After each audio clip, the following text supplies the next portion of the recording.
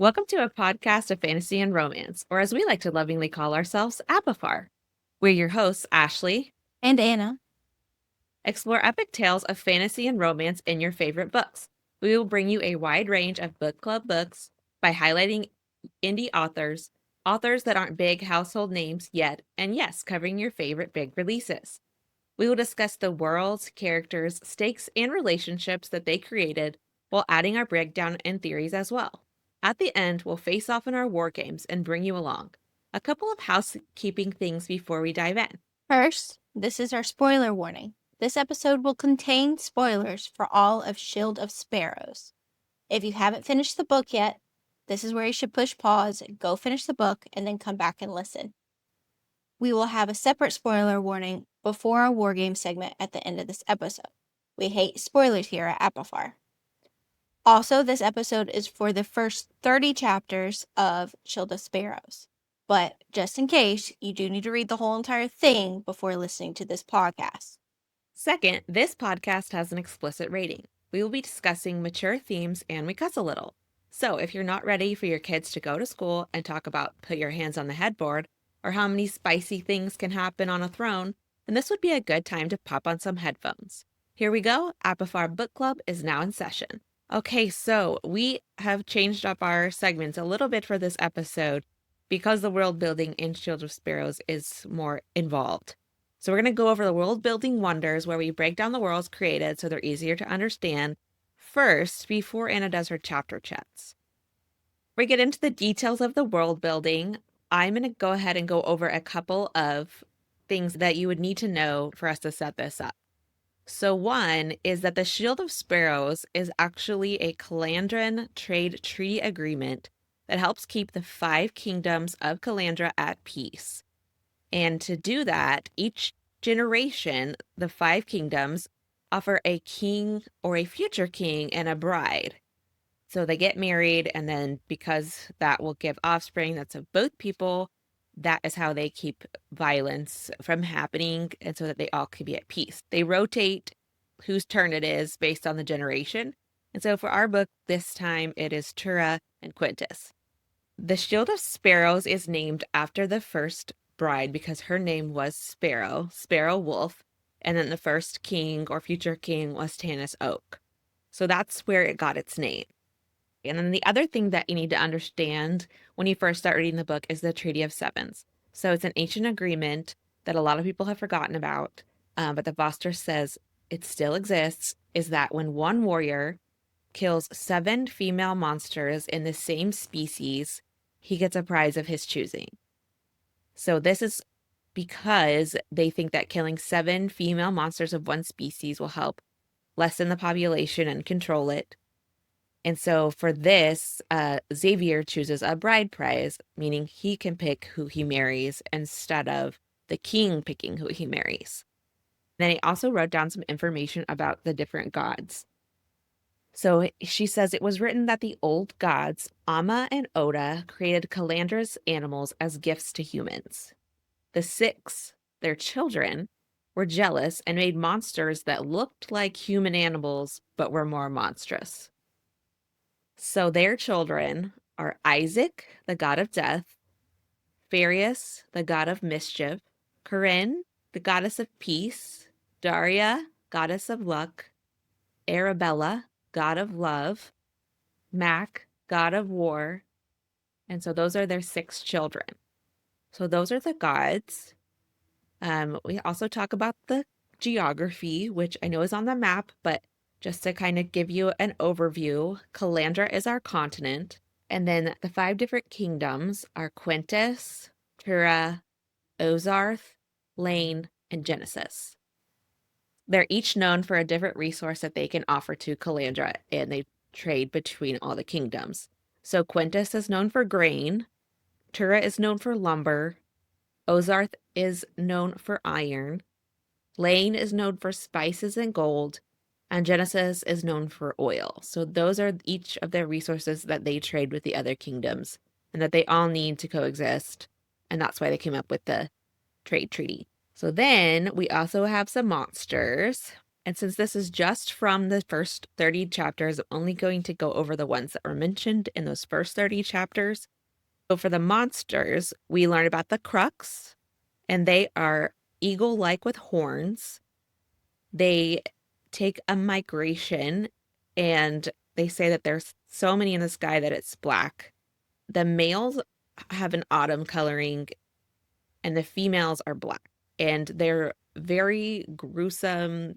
They kill everyone. They say they're the worst of the monsters. They last for months. The migration. Yeah. And yeah, it's not just like one day. Right. It's months of being in hiding or fighting for your life. Yes. If you can survive it, that is. Yeah, they have to hide the whole time because killing them is really hard. Almost nobody can do it. Okay, so then we have the marrow wheels, and those are a sea monster. They're getting closer to the shore, and they're not exactly sure why that they're coming closer. They think maybe there's a bigger predator out there that's been driving them closer to shore, or that's at least Odessa's suspicion. That's what she wonders about. But they have like row of jagged teeth. I was kind of thinking like a really big sea eel or like a sea serpent or something. I don't know. What did you think of? I love how it's like obviously they're referring to as an eel. Like at one point he even says eel, but in my head it's a whale. No way. I don't know why. I love It's just that. a whale. Okay, well, I was definitely thinking like big sea snake or sea eel, but I love that for you. Okay, don't know. next, it even has eel in the name, marrow eel. Oh, I know. Okay, I love you. But my brain was like whale on top of a ship. Just, I don't know. You know what? It's great. I like it. Our brains come up with Whatever. some funny things. Okay, Yeah. and then we have the grizzers. So the grizzers live in coastal forests. They have poor night vision, strong skin, spiky backs, and coarse cinnamon hair. So what I pictured, which I think they're trying to make you picture, is a grizzly bear, but that has spikes on their back and some really tough skin. Yeah. Anything else on those? I got that one. Yeah. And that one was clear to me. they use their hide for like leather or for like leather armor and stuff. Mm. Then we have the bear wolves. Bear wolves are large, wolf-like creatures. They use clicks to communicate, which I was immediately thinking of the raptors in Jurassic Park, Jurassic World, etc. They have black, glossy fur that's shiny and looks so black that it's blue. And then they have a large backside like a small horse, and scales that taper to needle-like points, large white claws, and big vicious teeth. So all I pictured was wolf because that That's was a lot. The back That's a lot. side. I would like to see some fan art of that because that's hard for me to picture. I know she did draw some, or not. I'm sure she did not draw it. Somebody drew some, and she had posted it. So I need to go back and look at that. Maybe we can share it on our stories. But yes, that one I Yes. pictured a wolf, a really big wolf. Big wolf. Yeah. Okay. Then we have the finnick, which are fox-like. They have tusks, and when they grind their tusks into powder, it's poisonous. That's all I wrote down about the finnick. Obviously, I said fox-like, so I'm picturing a fox. You? Yep. And then the last one that's mentioned in the first 30 chapters are the lionwicks. The lionwicks are nocturnal. They have a really long tail, and it's spiked at the end. And they say that it's their best weapon because they can swing it around and impale you with it. Those are our monsters. Yeah, I think that's all the monsters. Yeah, those are the ones in the first Good 30 job. chapters. So, like Ashley said, we've been introduced to this world called Calandra, full of monsters created by jealous gods in the 5 kingdoms that have a treaty of peace called the Shield of Sparrows. They all play nice because of the Shield of Sparrows, and they take turns handing over a king and a sparrow to wed and unite the kingdoms each generation. The kingdoms include what we just said. And another thing you didn't include was there's a magic to this world where, depending on where you're born, you have a starburst in your eye, which to me sounds like a pupil. It's like a pupil, or if it, like, think it's to me, around it's the also like pupil. anime. It's like, to me, it's like an anime. Like, I'm seeing like an extra piece of the eye I Okay. don't know. I was picturing like the eye with the pupil, normal. Okay. Like you have your iris, you have your pupil, and then like there's like a burst of color around the pupil. That's what I was picturing, but I don't know. Like a line, like a line Something. of Yeah, color. I don't know. Okay, I like it. My mind went to three different areas. But the point is, depending on where you're born, you get a certain color based on where you're from, and it never changes throughout your lifetime. So, what's really interesting about our FMC and our MMC is that they are not normal. They don't have normal eyes for this world. Our FMC is Odessa. She is a redhead in hiding and forced to be a brunette by her family, more like her evil stepmother. Her redheaded stepchild, am I right?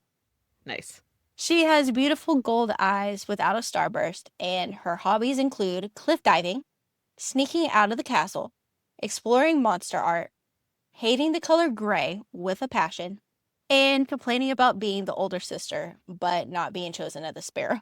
And at the beginning, that was my first impression of her. That actually kind of peeved me a little bit. I was like, why are you continuing to whine about your sister? Until we meet her, and she's this bold brat, but we'll get there. May is her younger sister, stepsister, who has been groomed since birth to rule a foreign kingdom while also being a vicious fighter slash spy for her father, the king. The king is known as the Golden King, which is giving me guild and doesn't give me a very good first impression of this man. Start to understand the bitterness of Odessa as we see that May is a spoiled brat, like I said, that is great at throwing tantrums, literally throwing things in her room. And then the baby of the family is a little boy named Arthie, the cute little brother that our FMC tries to give hugs and affection to since she never really had any when she was growing up. It's just sad. Odessa is an arranged engagement to the general of the king's military, Banner. Banner has a chip on his shoulder due to his brother being killed by an infamous warrior of another kingdom known as the Guardian. That's a key player right there. As soon as they mentioned the Guardian, I was like, is that going to be our MMC? Of course. Yeah. It's yet to be seen if Banner knew how shitty his brother was or not with his human trafficking side gig. All the big players meet in the throne room for payment between the Tura and the Quintus kingdom, as the king has requested the rangers of the other kingdom to kill some monsters called the Merowills, which we just went over. They have been attacking the trade ships in the ocean, and the king plans on paying the men with gold, but Xavier, the prince of Tura, has other ideas. I say this because we are led to believe that the prince is a man that has a silver circlet on his head and doesn't like to talk much. That is Xavier's double since childhood. So there's a weird thing going on. Xavier, the real Xavier, aka the Guardian, knows that the king is up to something and wants to spy on his kingdom. The Guardian, Xavier, whatever you want to call him, has come up with a plan to spoil this. The Rangers have showed up with the 7 Merowilf females, which we've talked about means that he can request any payment he wants. Knowing that May has been raised to spy on him, he's decided to demand a bride price and choose Odessa as payment, but also as a sparrow. So we later learn that Xavier knew that she would be strong enough for his nation when he watched her jump from the cliff. And all I'm imagining is that this man is on his boat, just hanging out, thinking about his plan, when he notices this woman having a Pocahontas moment on the cliff of the city and is like, ah, hell, I'm going to have to jump in and save this girl from committing suicide.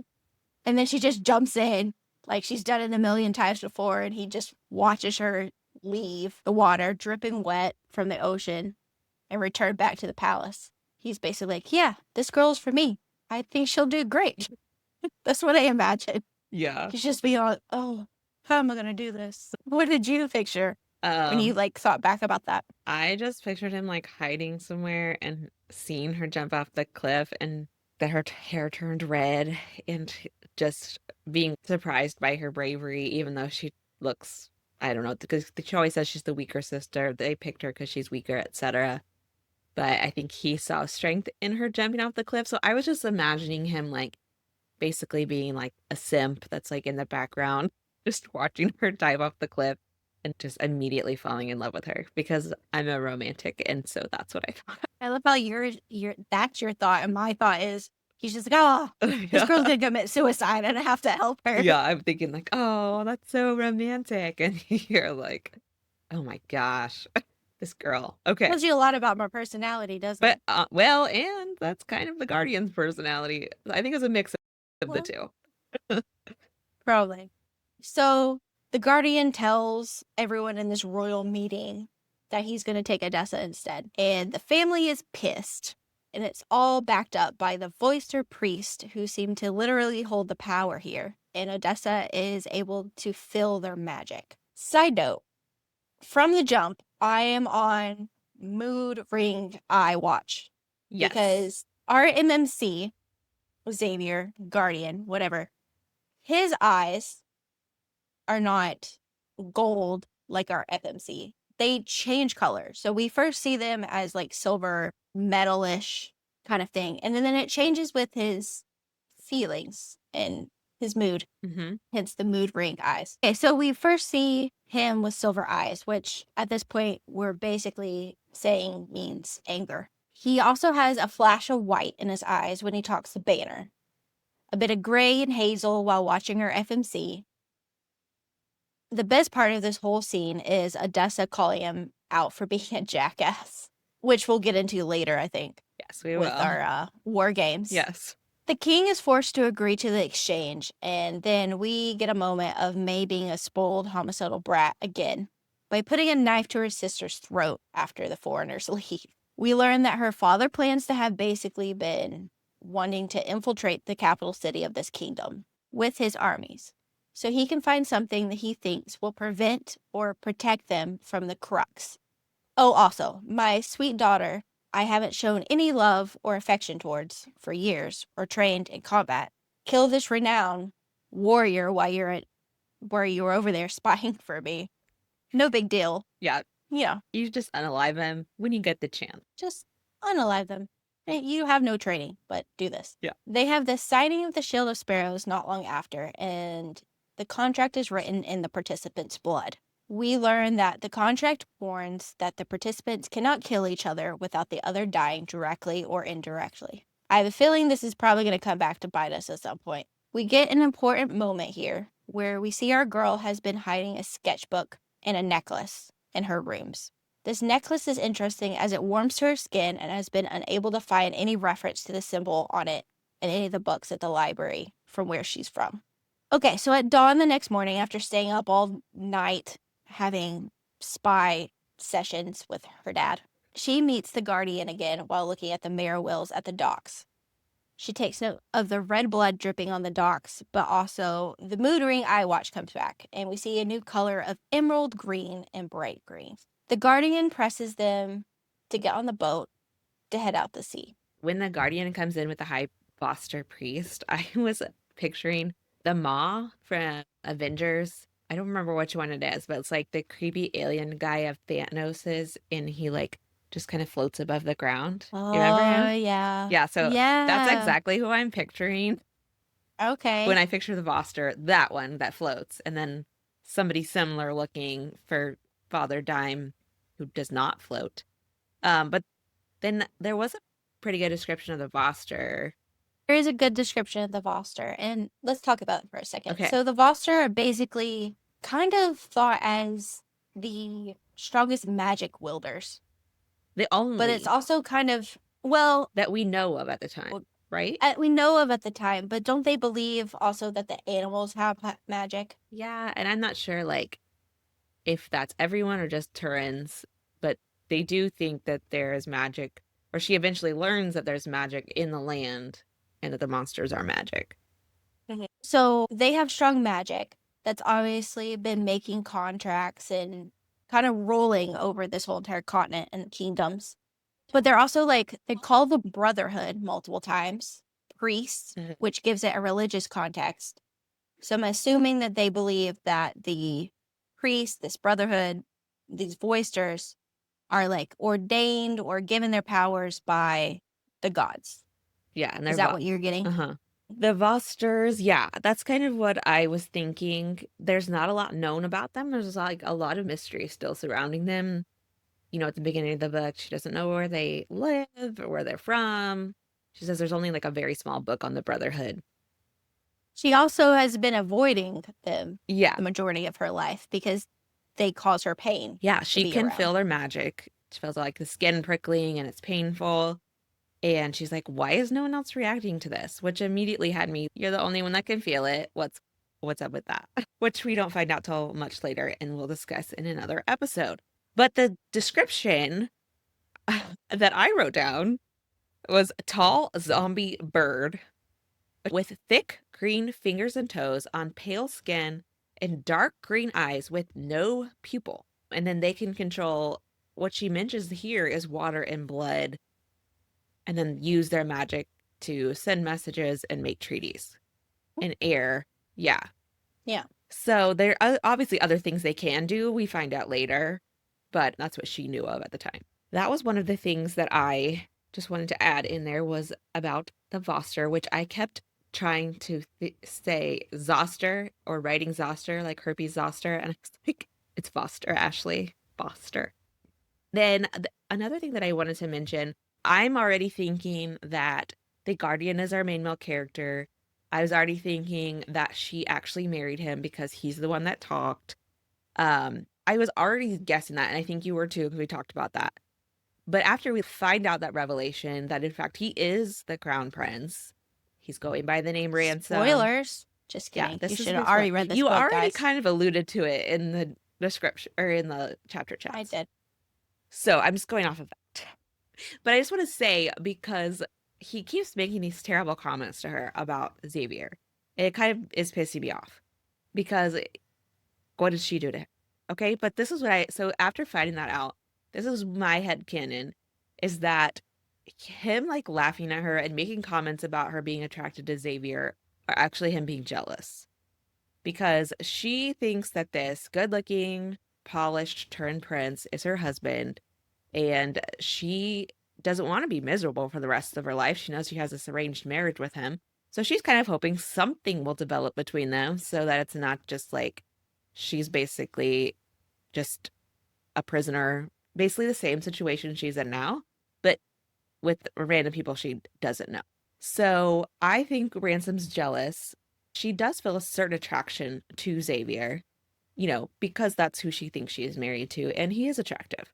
But I don't think Ransom has ever had to envy Xavier before. I'm not thinking that he does, because Xavier's making all these sacrifices for him, and pretending to be him has to take some of the formal duties people around the kingdom, besides in the capital of Alisaria, think that he's the prince. So I don't think any of that is anything that the Guardian has ever wanted to deal with. So now there's something he wants for himself, but in order to get it, he'd have to admit to being the prince, and his circumstances haven't changed yet. So I, at least in my head, am thinking he's making them out of jealousy, which only makes it a tiny bit better, but it does make me feel a tiny bit better. I was a little frustrated with him as well. It's just those comments. Yeah. And some of them are funny and cute. Yeah. And some of them are just like, why are you obsessed with her innocence of sex? Because a lot of them are like him teasing her about like, oh, have you spent all night with your fiance, following Xavier to his room? So that's why I think he's jealous and mentioning it. But, he is a grown man, so he should not have to make those kind of comments to the woman that, for all purposes that we know as the reader and she knows as the main character, doesn't belong to him and is his future queen. So probably not the best approach. Another thing I wrote down about him is that when she and May, when they're saying goodbye in the docks and May and her are discussing killing him, he obviously can hear, because she says, can he hear us? And, he like narrows his eyes. This is the romantic in me coming out again. But I think he already knows that he could never hurt her. And so to hear her say that she is thinking of killing him, besides the fact that, that's shitty in general, that he doesn't feel good about that because he would never do that to her, and he already knows that. Also, when she is on the docks and she's scared to say goodbye, which is obviously understood because she's leaving everything she's always known to, she wasn't even planning on having to do it, so she hasn't been prepared. But you do get this sense that maybe her dad isn't the awful person that we kind of get like that's the picture we get, is that he doesn't love her. I don't necessarily think that's true. I'll get into that more next episode with our theories, but I appreciated the fact that he was like, he felt something when she left. I think that he really does care for her, and he is sad to see her go. Yeah, there was a couple of moments in the short time that we get to hear him speak to his daughter. Yeah. Where that I kind of like it. But in general, she has such a negative outlook on what he thinks about her. Mm-hmm. So it kind of skews your vision. Yeah, when he's saying goodbye, when he's saying, I should have never let them color your hair. Right. So another thing about the Guardian that pissed me off, besides him teasing her, I cannot stand it when people snap at people, my gosh, expecting them to do something. Yeah. That drove, no. Because in the beginning, her father does it Yep. to her. Mm-hmm. And then the Guardian gets angry. And I thought he's getting angry at that. But then he does it on the dock. Yeah. And I'm like, oh, nah. Nah, I can't do this. No, we don't snap at women, okay? We don't to get them to snap. come. Like, they are not dogs. Come on, dude. Yeah. So they go in the sea, and we learn through that time that Xavier can talk. The fake Xavier. He can talk. But he won't in front of her ladies' maids, which honestly I don't blame them because they're sketchy as fuck. The women of Tura don't wear dresses often, which is great because Odessa straight out admits to herself that she hates dresses. She Good on her. does, but she also says she loves to wear them. So that was one of the tiny plot holes that I was like, because in the beginning she said one time she says she loves wearing them, and one time she says she hates wearing them. So maybe she's just indecisive, or maybe it was a tiny plot hole. I don't know. It might be a tiny plot hole. Yeah. But I could see her being like, I hate dresses, but I would love a dress that was in a different color than gray. Maybe she'd have a different opinion if she didn't have to wear gray all the time. Yeah. Okay. I probably would if I had to wear one color all the time. Yeah. So the Tura women don't wear dresses often because it's impractical for the wilderness that they live in, which we find out later when she gets to the land of wilderness. That's what I'm going to call it. The Guardian can swim and apparently hear really well. So we already know that this guy's got some superpowers because he's been listening into our girls' conversation on the dock. We start the cute little bit where he sneaks into her rooms, this time to leave her clothes and learn that she snores. And Xavier apparently has no interest in betting her, which the Guardian teases her about relentlessly. And I already said that annoys me. Actually, and I'm going to take it back. It's not a cute bit. It's kind of cute bit, but it's kind of not. The snoring? Because sneaking into people's rooms is sketchy. And you should not do that. Yeah. You need permission to do that. You don't sneak into people's rooms. Yeah, listen, Guardian, you're getting a lot of red flags right off the bat. Yeah. We're not N-word watching people sleep, okay? This is not, no. No, we're not doing that. We don't do this. Yeah, so I take it back. Well, it's not cute. It is cute when they joke about her snoring because she says, I don't snore, and then she thinks, I definitely snore. That's cute. We know you do, Odessa. You're so cute. And his eyes change at that point, too. I marked that in the book. Or they change to green. They go to green. Green's for love. Because I don't know whether it's love yet or if he's, just really happy. Maybe. Happiness. Happiness. Flirty. Good feelings. Good vibes. Okay. He's got the good vibes. Yeah, I'm going to say that. One day she turns up on the deck in her pants and shirt, which apparently causes a stir between the men and makes the Guardian's voice husky when he talks to her.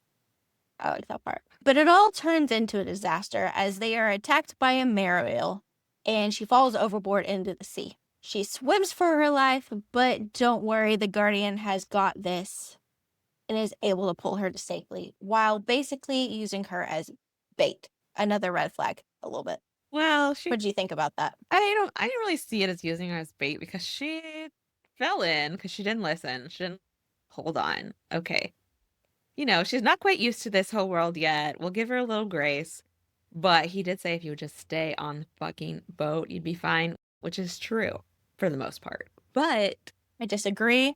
so we disagree about that. Hold on. But she is in the water, so she's technically kind of already bait because she's in there and he's going to save her from it. Tell me what you're thinking. First off, I disagree. Okay? She is standing on the boat.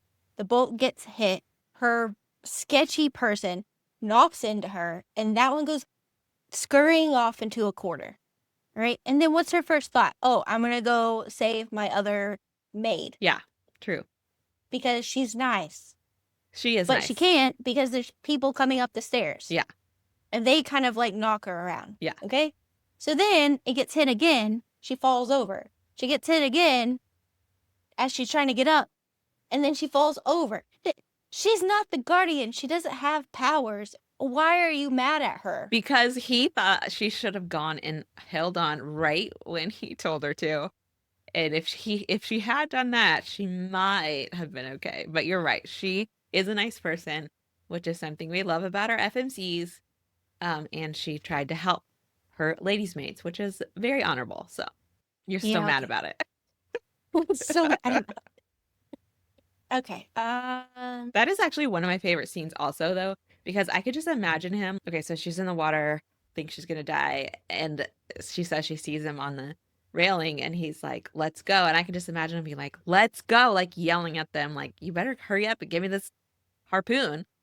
And then, I'm going to save my girl. yeah, I just really liked the visual that it created of the tension and like trying to do it as quickly as possible to rescue her with the mirror wheel coming, but also he's trying to kill the mirror wheel and all those things. So I liked that. And then I also enjoyed when Xavier like came back over to that ship that he like looked relieved. And I really liked that. I was like, Me he too. cares That about was her. my next part I was going to say. Because he jumps onto the ship, giving me Pirates of the Caribbean vibes, honestly. Yeah. And jumps on the ship and looks over at her, is relieved. They look at each other, not the Guardian and Xavier, and they're like, good job. Yeah. Basically, her. it was like, good job, bro. Yeah. Good job. Yeah. I liked it. Yeah, I liked it. And I was trying to decide like where exactly his relief came from. He probably knows the Guardian cares about her. He's not an idiot. But that still hasn't all been fleshed out yet, and they barely know each other. But he's still like relieved to see her on the deck. And I know she is part of a treaty that helps their kingdom keep peace. And so she is kind of essential in that way. But I just appreciated that he cared. I agree. Okay. Okay, so the Guardian is pissed, and he demands her to follow his orders while she stands up for herself for the first time and says no, which, good for you, girl. The next day, there is more of the Guardian's version of flirting by teasing our girl, and Odessa starts to ask for a sword to defend herself from the future monsters. Probably a good choice. The ships reach Tura, and our three outsiders, Odessa and her ladies' maids, which are Brielle and Jocelyn, have a rough introduction to this land in the upcoming days. This land is wild and has tons of monsters that want to eat them. But we get to meet our first female side character that I trust and like. Yay! So her name is Tilia, and she is kind and seems to be well trusted by the Xaviers, while also being a great warrior. I love a strong woman. Yes. The first time they camp, they are traveling through the Grizzers' territory. And basically, because of how the Grizzers are, the fires are placed around the campsite to deter monsters from entering. We get another flirting moment with the Guardian pulling on Odessa's hair, and she basically slaps him in the face with it. And then later they stare into each other's eyes. And I really like that part too. Yeah. It's great. Mm-hmm. The next day, they start the intense training regimen montage that continues through the book. They continue on the road in the meantime, and our girl cannot seem to be able to get any of her questions answered that she needs to spy for her father. And each day, they camp out to rest and protect themselves from monsters. My next favorite moment is when we hear the travel party being hunted by the clicking bear wolves. And then a Grizzer is killed by the Guardian. He shows up in the camp, all covered in blood, and notices that a girl is on her knees and her knives are in her hands, but her head hanging low in her recovery from her terror. And then you know this about me, Ashley. I love a good face touch. I just think it's so romantic. So he touches her face. He hooks his finger under her chin and asks if she's all right. And my heart melts. He's he's slightly forgiven for all the things I'm mad at him for already. Yes, he's winning his way back slowly, but yeah. There is a bit of foreshadowing in the first part of the book with Brother Dime, with the Voster. When she is soaking wet, running and sneaking into the castle, he sees her in the hallway and he takes the water out of her hair and makes like a crown out of it and puts it over her head. And so, that could be a foreshadowing of the fact that they're about to choose her to be the Queen of Tura. But I feel like it could be something a little bit more than that too. I don't know. That's just me thinking maybe this has a little bit more to it than we know right now for book one. I feel like she could be the one to save the kingdom from Lysa, or that there's something more to who she actually is. I don't think he'll know that yet because he doesn't even know that she But just because he feels doesn't power. know doesn't mean it can't be like a foreshadowing thing. That's true. So I feel like even if he doesn't know, but maybe he just feels something about her. I know he claims he didn't know, but that also does not mean he doesn't know. He's known her whole life, even though she doesn't go around him very often because of, how they make her feel. He's known her father and worked closely with him. Presumably, he also knew her mother. So I feel like he might know more than he's letting That's a on. good point. We'll get to this in the next episode as well, but because of the ending, when he, like the part he plays, I just wonder if maybe within the Voster there are different, there's the good guys and bad guys, just like any group of people. So we'll see. There's a lot we don't know. But I just thought it was a good foreshadowing moment. And then the other foreshadowing that we have when they get to Tura is that she's describing the horses. And she says that Xavier's horse is a roan, which is a color of a horse, and it is a horse fit for a general, like Banner has. So to me, that's like saying, okay, this guy is not the prince because he's got this like general looking horse. But then when it describes the Guardian's horse, it's described as a big black stallion.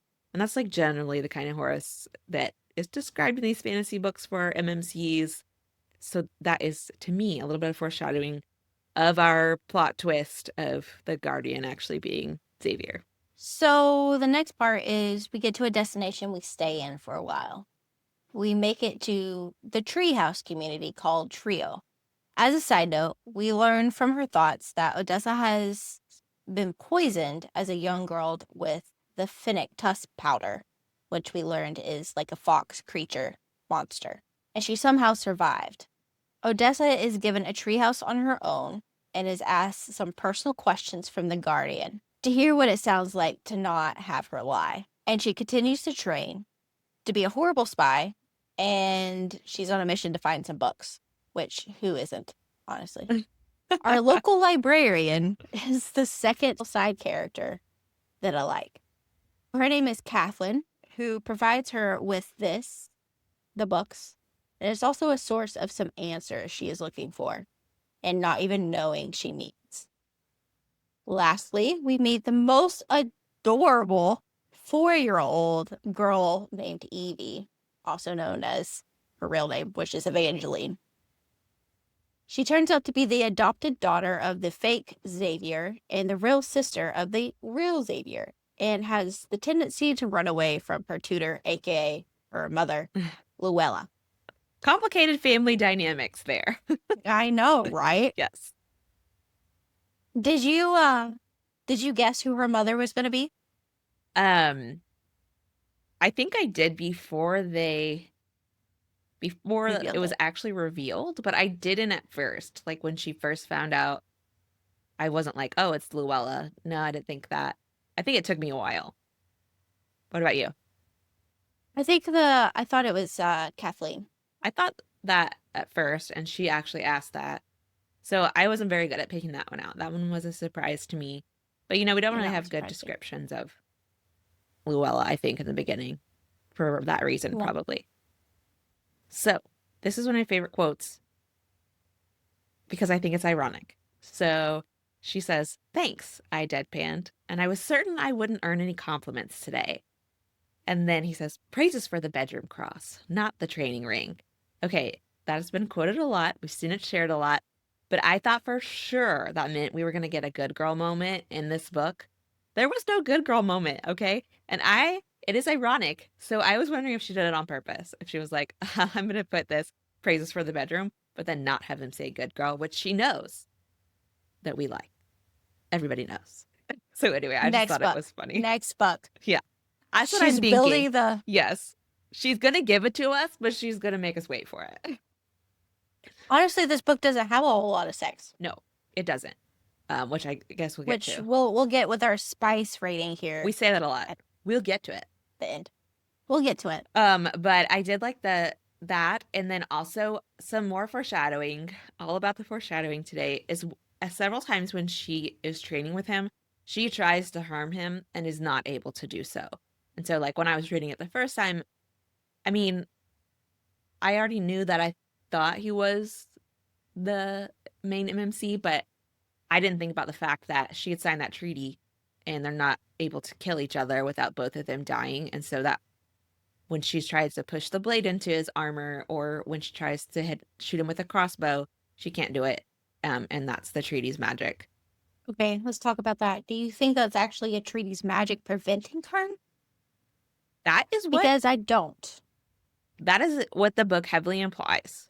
Because after she finds out that he is the crown prince and he is Xavier, she tries to hurt him then too, and she's not able to. And she recollects that the treaty said that they were not able to kill each other.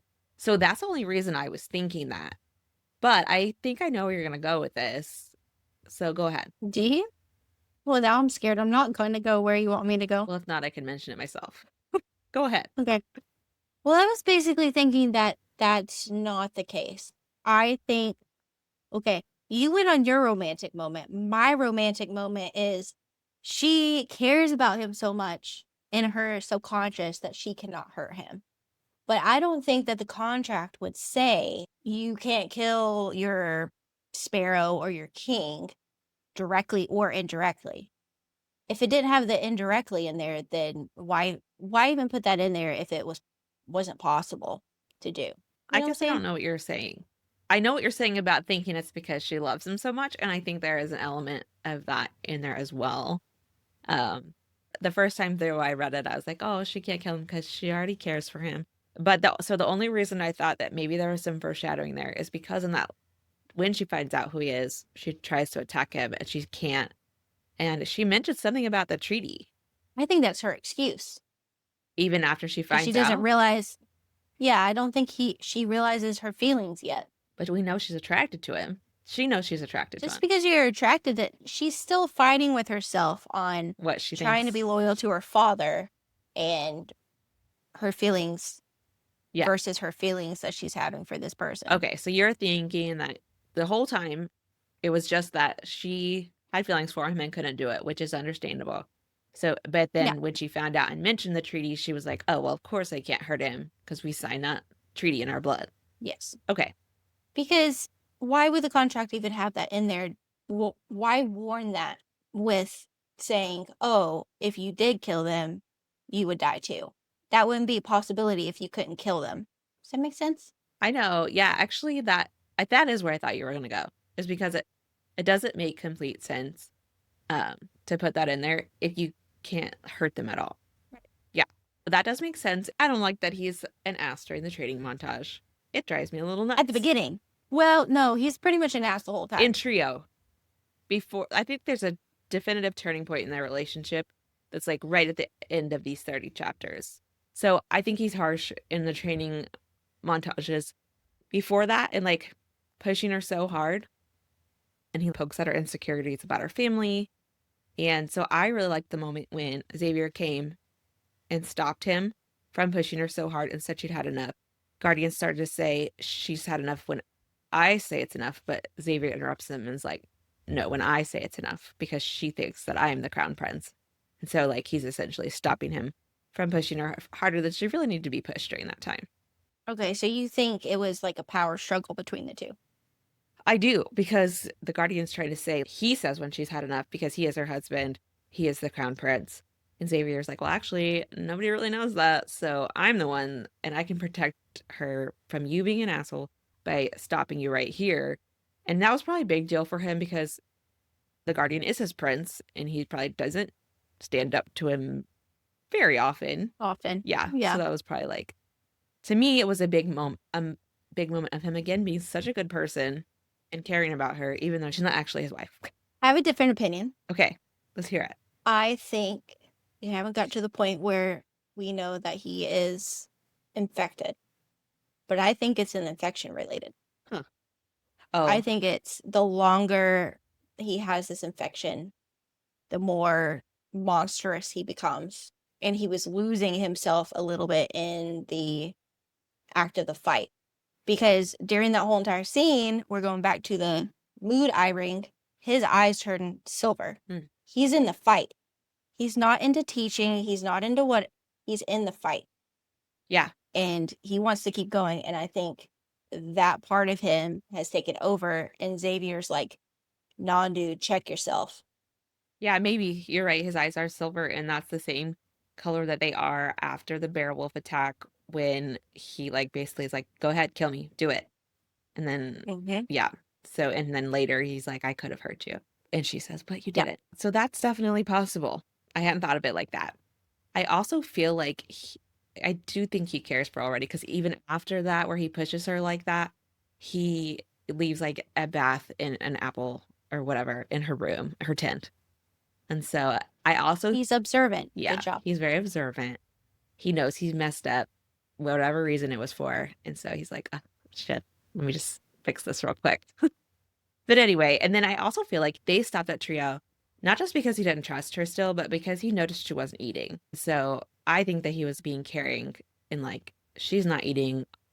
I don't want to keep traveling with her like this. She's not doing well. So they stop at the camp in trio, which I pictured as like Star Wars. I pictured Endor and the Ewoks when they described trio. So that's what I'm picturing. Um, but yeah, so I think they stopped there because not just because he didn't trust her, but because she wasn't eating and he noticed that she wasn't doing well.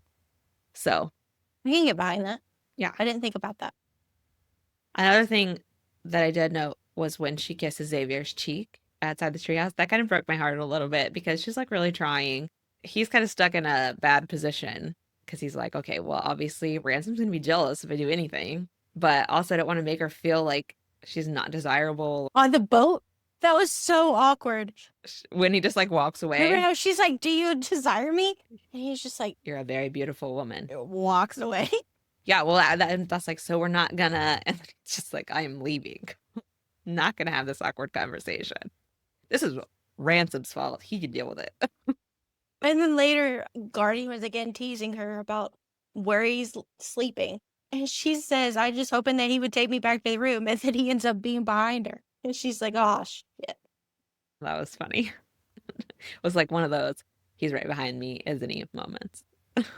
Mm-hmm. Yep. Yeah, that was a good one.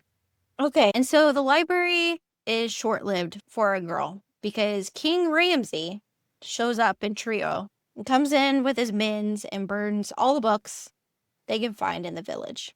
Good thing this girl has some practice with hiding stuff because they never found her sketchbook, which the Guardian praises her for. And I like that part. Yeah. She ends up hiding her sketchbook in a tree. Yes. And as she's climbing back down from her hut, He says, the "Clever, Guardian my laughs. queen." Clever, my queen. I did like that part. I also like the Oh, nickname. I remember. So it's the same time when he went too far in the training Okay. that first time. Uh-huh. And he says things to piss her off intentionally. Yeah. And then he sees a moment when she's just like murder in her eyes. And he says, there's my queen. Yeah. I love that part. That was a good. Yes. I like my queen. It gives me Luther. Yep. Out of context. We just need a spoiler. queenie in there too. Um, Anyway. but yes, I did like when she hid her journal and her necklace up in the tree. That's very smart of her. And then he says, clever, my queen. I do like the nickname, my queen. Like you said, that's a good one. So, and then we'll get more into book burnings later. So all the things are burnt.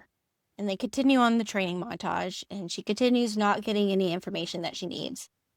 She works with Tilia when the Guardian shows up, and she basically has not one, but 2 moments of her basically drooling over this man, and then he just slaps her in the face. Odessa gets left behind and continues to not get her questions answered as she hatches a plan to not dye her hair, and then to act as if she's one of her ladies' maids, heading to a new town to get supplies. She ends up in Ashmore, but the Guardian is already there, and of course she is confronted by him in the room. She is rented for the night, and he reprimands her for being reckless. He tells her not to do it again. She says some great stuff here. I like the quote that she has, but basically says that men are always making decisions for her and that she isn't going to be led into a cage anymore. And I like his response too, where he's basically saying, did you ever wonder if, you just had to push the cage door open? The next morning, she's walking around Ashmore when the town is attacked by a large pack of the bear wolves, led by a one-eyed wolf. The Guardian takes on the whole pack, but a girl does some heroic things as well by trying to save a woman in the street and then by helping the Guardian with a crossbow during the fight. All the wolves are killed, but the one-eyed wolf that retreated. As we mentioned a minute ago, the Guardian ends up saving her from a wolf about to bite her, and then he, in his rage from all the fighting, basically taunts her to kill him. The Guardian comes back to their room later that night drunk and admits in his state that the wolves were infected with a green blood, and it's called Lysa. And that's chapter 30. That's it. That's it. We just learned about this Lysa stuff. We're going to skip our ratings for this episode, and we will do them when we finish this and our next episode when we do 31 through the end of the book. So instead, we're going to move on to Serial's Tea Time, and this is where we cover our favorite characters, quotes, themes, scenes, etc. So my favorite character is Odessa. I really like our main female character. It's probably going to be a common theme for my favorite character to be the female character. I really like Odessa. Do think she's very relatable for me because there's a lot of people who think that she has ADHD. I do think she has ADHD because of how her thoughts are. Anyone else out there does have ADHD, you're going to already know what I'm talking about. But it's the fact that her mind skips. She's like wondering all these things like, is that what it is? Wait, or maybe it's that. And then she just trails off, like her thoughts are just going all over the place. Also, she's pretty clumsy. According to Evangeline, she's not. Yeah, well, she's 4, so is she really reliable? She is clumsy. We can tell that from what it says. And then Tilia is talking to her, and she just drifts off in the middle of the conversation and starts thinking about something else. And Tilia calls her attention back and is like, where did you just go? Like, I was talking to you, and you just zoned out, which is something that people with ADHD do a lot. So the clumsiness, the thoughts that are all over the place, the zoning out in conversations, those all are very characteristic of ADHD. So I think she does. I've heard that there are others out there who've had similar experiences with their ADHD that also feel the same way. So for me, she's very relatable because my thoughts can be all over the place like that as well. Plus, I like the reluctant heroine trope and how she really like comes into her own. I like that there's a lot of mystery surrounding who she is and where she came from. So I like that too. But I really enjoyed her character. What about you? Who's your favorite? She's probably my favorite, but I tend to choose the one that I'm reading their point of view from. It's her That's just point of kind view. of like me. Well, you do know the Yeah. most about them. You learn the most about them, and Exactly. usually there's someone worth knowing and following because otherwise we won't want to read the book. It's very true.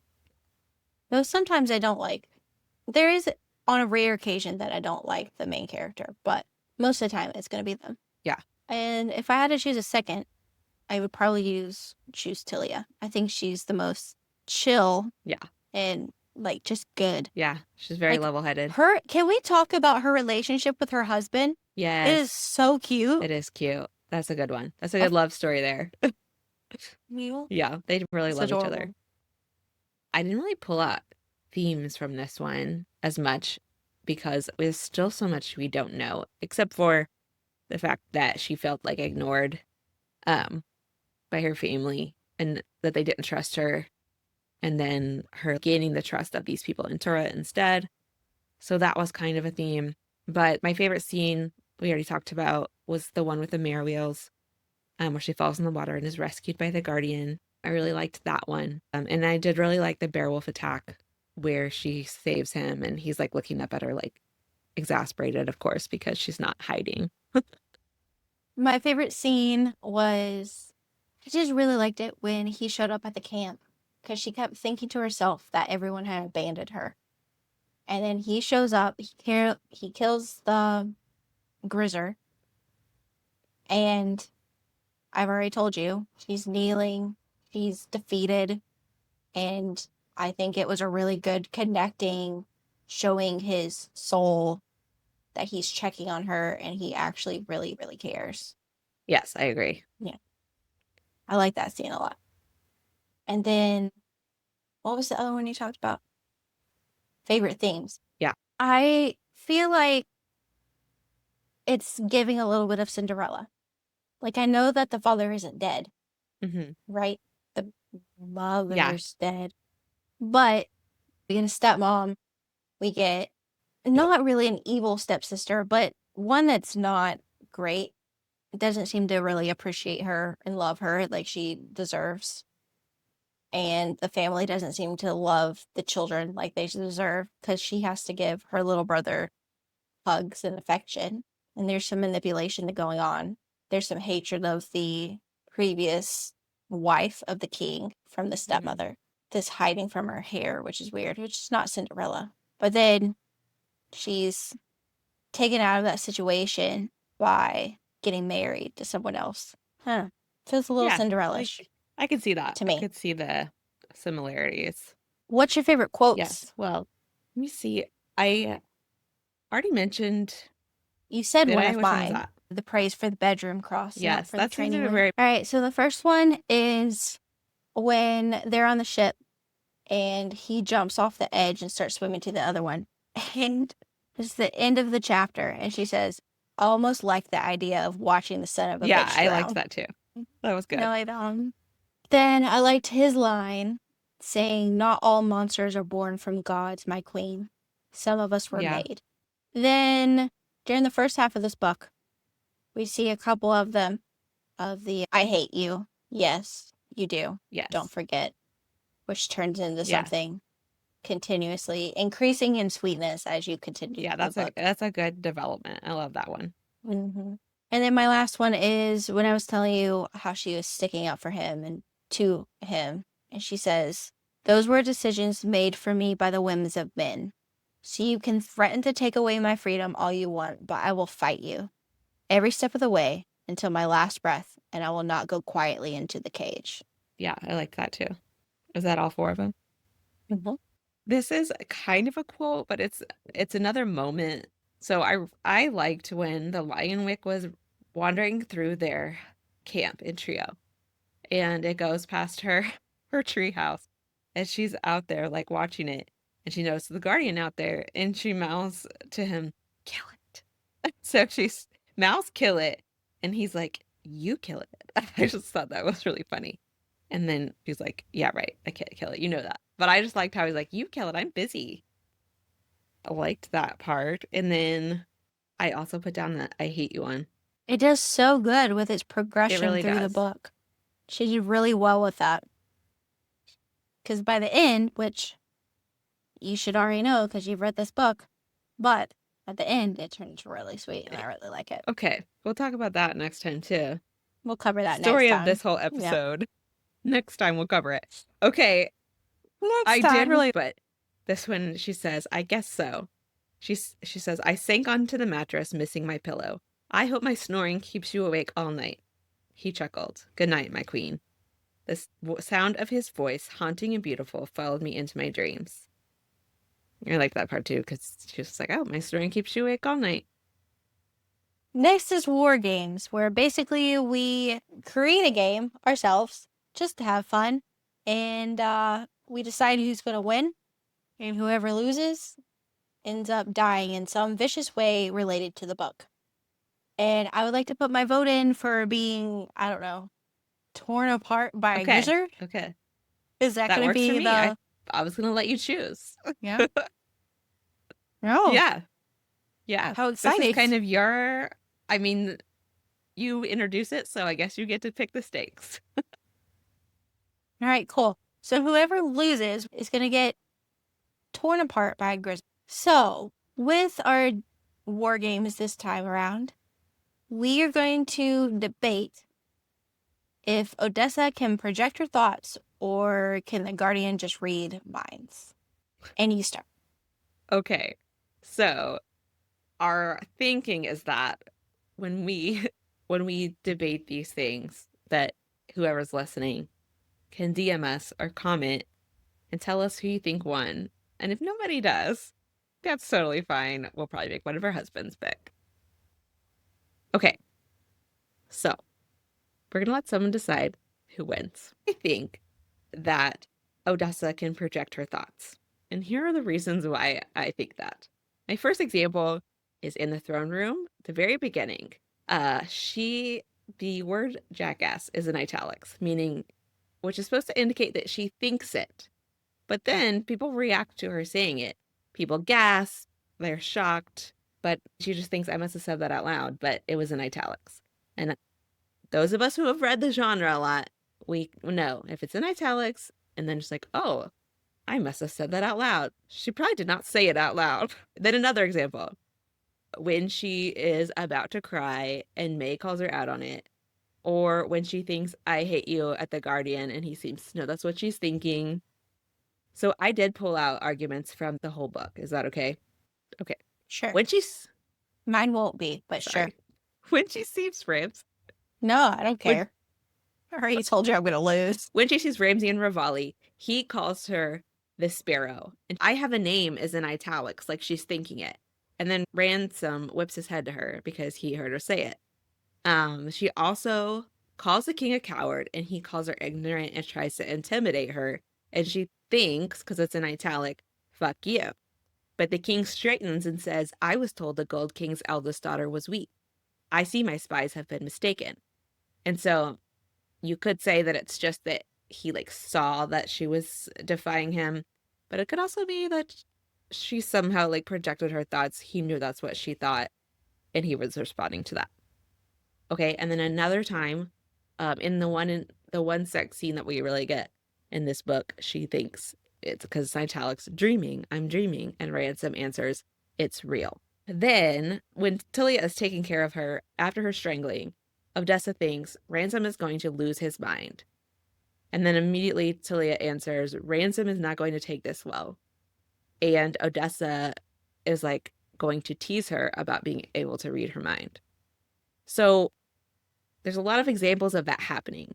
Does that last one make sense? Because you look a little confused. Well, I was trying to remember exactly. Say it Okay, so again, it's because I after didn't quite get that Odessa one. has been strangled and Tilia is taking care of her. Yeah. Odessa thinks Yeah. Ransom is going to lose his mind. And then Tilia says Yeah. out loud, Ransom is not going to take this well. And so then Odessa Mhm. is about to tease her about being able to read her mind. And then I think something else comes up. So that's that one. So I just feel like there are so Gotcha. many instances of this happening that it's kind of redundant. And usually, if something's redundant, they're trying to call your attention to it because there's something there. Now, it might not be anything, but those were reasons I thought that she could possibly project her thoughts. Also, we highly suspect she has magic. It is never like explicitly stated any time in the book, but that's kind of where it feels like it's leading. And then Odessa is always involved in these instances, and the Guardian is not.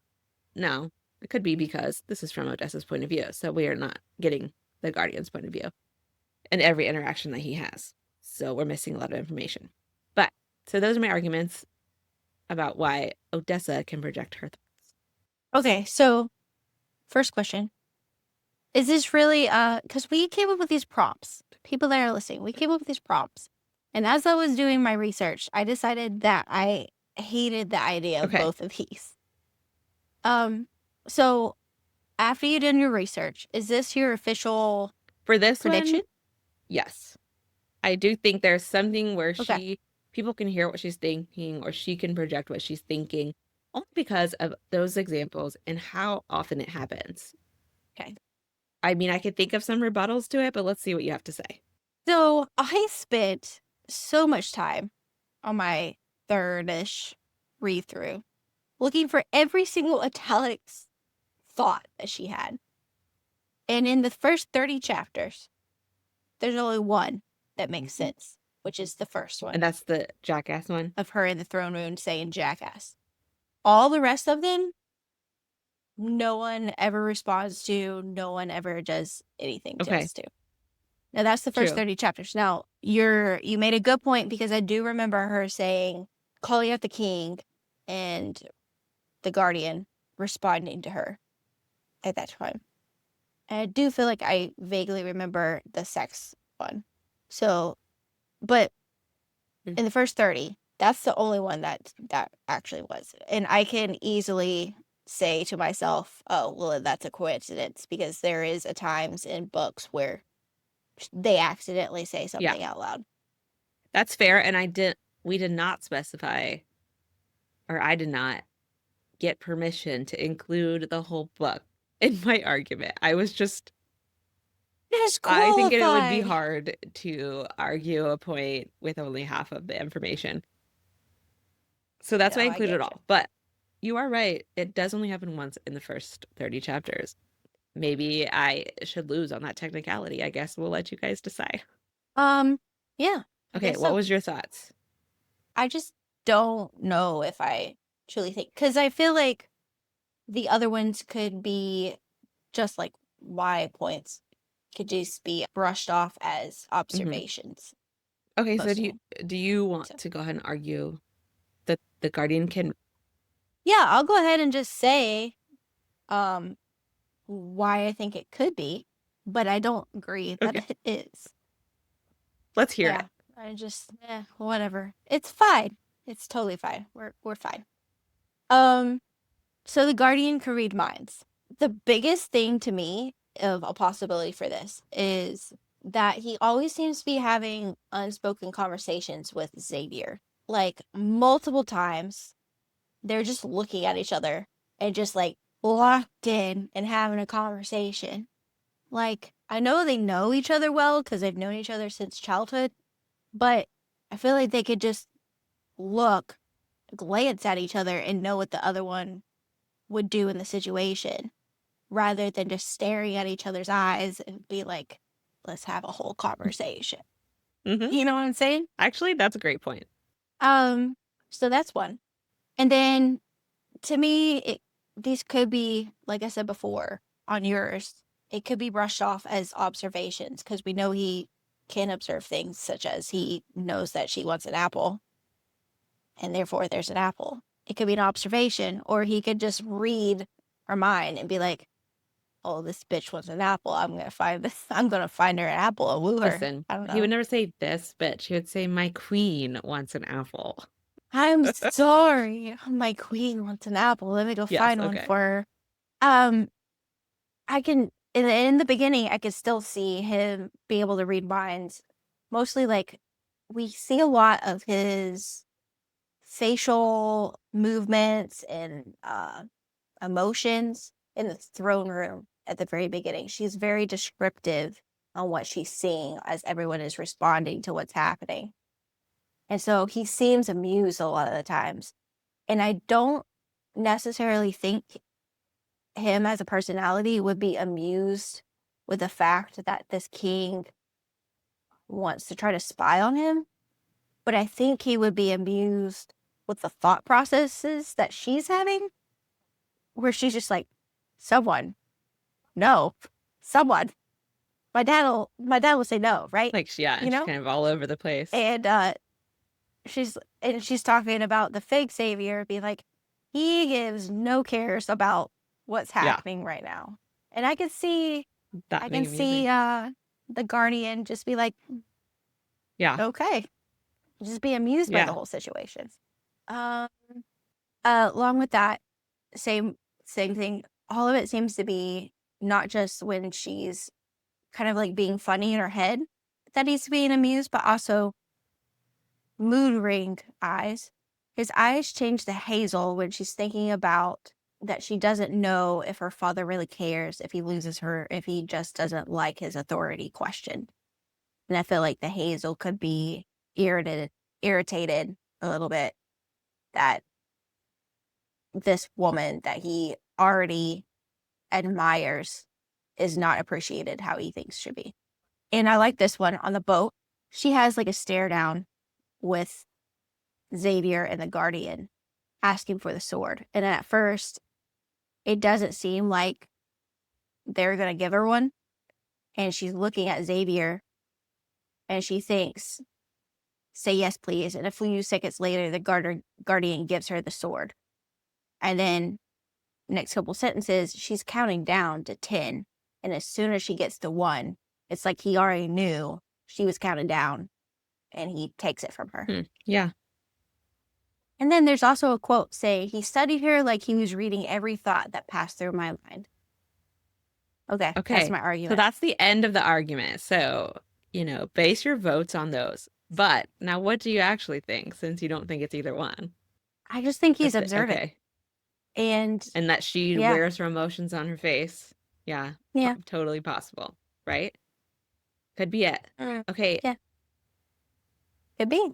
And then let us know who wins so we can find out who's gonna die. Who is gonna be eaten by a grizzer? One of us.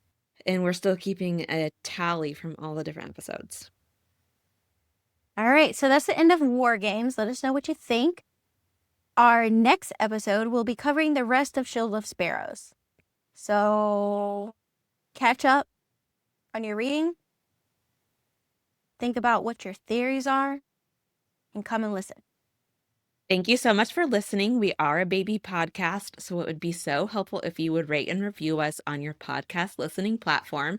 You can also follow us on social media, a podcast of fantasy and romance on Instagram and YouTube, and a pod of fantasy and romance on TikTok. It's been epic. We'll see you next time.